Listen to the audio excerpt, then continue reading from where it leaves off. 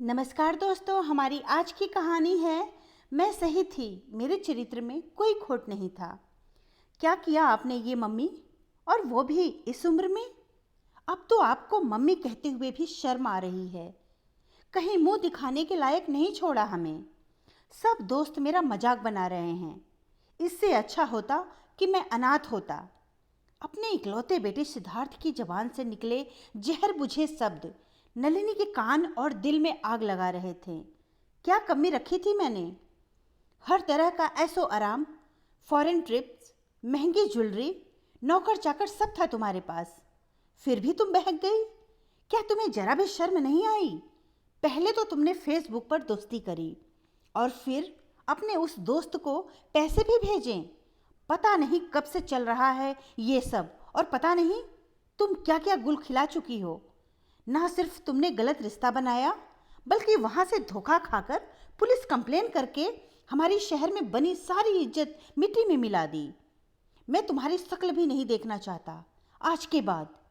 ये नलिनी के पति धीरज के शब्द थे, जो ये सब कहकर अपनी बिगड़ी इमेज को कंट्रोल करने अपने बेटे के साथ घर से बाहर चले गए।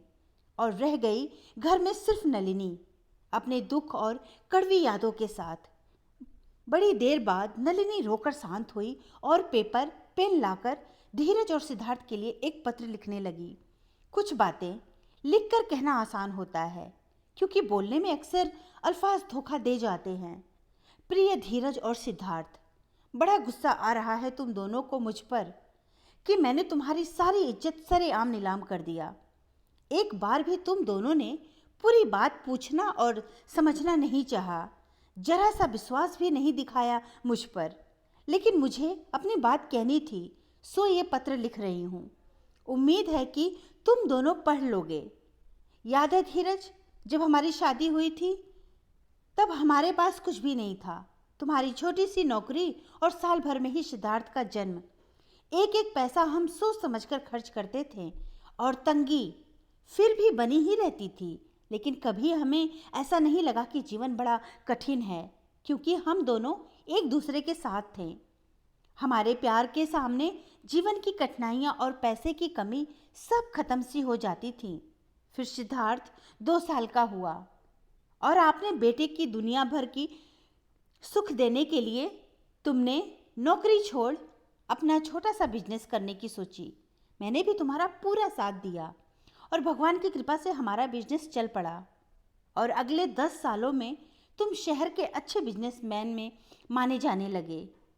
एक कमरे में एक कमरे के छोटे से घर को तुमने बंगले में बदल दिया और स्कूटर की जगह लंबी कार ले ली थी। और साथ ही तुम्हारे साथ की जगह सजी संवरी दीवारों ने ले ली। तुम इतने बिजी हुए कि मुझे और सिद्धार्थ को भूल ही गए। सिद्धार्थ को मैंने कैसे बड़ा किया ये तुम्हें पता ही नहीं। और जब भी तुमसे शिकायत करती तो एक ही जवाब मिलता था कि तंग हो तो एक नौकर और रख लो, जैसे कि नौकर तुम्हारा स्थान ले लेगा। पैसे कमाने की धुन में तुम हमसे दूर हो गए। जब तक सिद्धार्थ छोटा था तब तक उसके सहारे मेरा समय कट जाता था, पर जब वो बड़ा हुआ तो वो भी तुम्हारे नक्शे कदमों पर चलता हुआ मुझे भूल गया। कई बार कोशिश की मैंने उसके साथ उसकी दुनिया में कदम रखने की, पर वो हमेशा गुस्सा हो जाता था। याद होगा सिद्धार्थ, तुम्हें वो दिन जब तुम अपने दोस्तों के सामने मुझ पर चिल्लाए थे कि मम्मी, मेरे कमरे में आने की जरूरत नहीं है, आप मुझे मेरे दोस्तों के सामने एम्बैरस करती हो। मुझे कितना सदमा लगा था, इसका अंदाजा तुम नहीं लगा सकते। बेटे ने अपनी अलग दुनिया बना ली थी। अपने पन से दूर भागने के लिए तुम्हें याद है कितनी बार मैंने तुमसे नौकरी करने की इजाज़त मांगी, पर तुम्हारी इज्जत खतरे में आ जाती मेरी नौकरी करने से। शायद जो तुम हर बार नौकरी की बात सुनते ही भड़क जाते थे। तुम्हें मैंने हर तरह से मनाने की कोशिश करी, पर तुम नहीं माने। मरने सी लगी थी मैं, और किसी को मेरी फिक्र भी नहीं थी। डॉक्टर ने मुझे डिप्रेशन का शिकार बता दिया, और मैं तुम दोनों को बता भी नहीं सकती थी। चिल्लाते तुम मुझ पर बस। और वही डॉक्टर के पास मिली एक महिला ने मुझे सोशल मीडिया ज्वाइन करने को कहा। फिर मैंने खुद को सोशल मीडिया की दुनिया में झोंक दिया। तुम ना सही, ये आभासी दुनिया ही सही। यहीं पर मेरी दोस्ती अजित से हुई। कॉमन ग्रुप्स और कॉमन शौक रखते थे, तो धीरे धीरे हम दोस्त बन गए।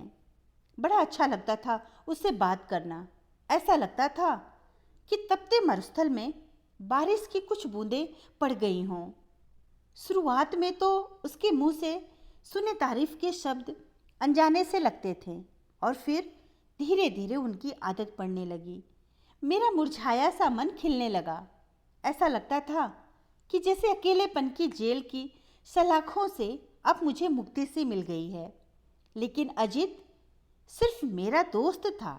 तुम दोनों शायद यकीन नहीं करोगे, पर मैं आज तक अजित से नहीं मिली। मुझे पता था कि तुम दोनों मेरी इस दोस्ती को गलत समझोगे, इसीलिए नहीं बताया। हमेशा मैंने उससे चैटिंग ही करी थी, कभी फ़ोन कॉल पर बात नहीं किया। मैं उसे अपने अकेलेपन को दूर करने के लिए चैटिंग करती थी, इससे ज़्यादा कुछ नहीं। पर मैंने कभी छुपाने की कोशिश भी नहीं करी।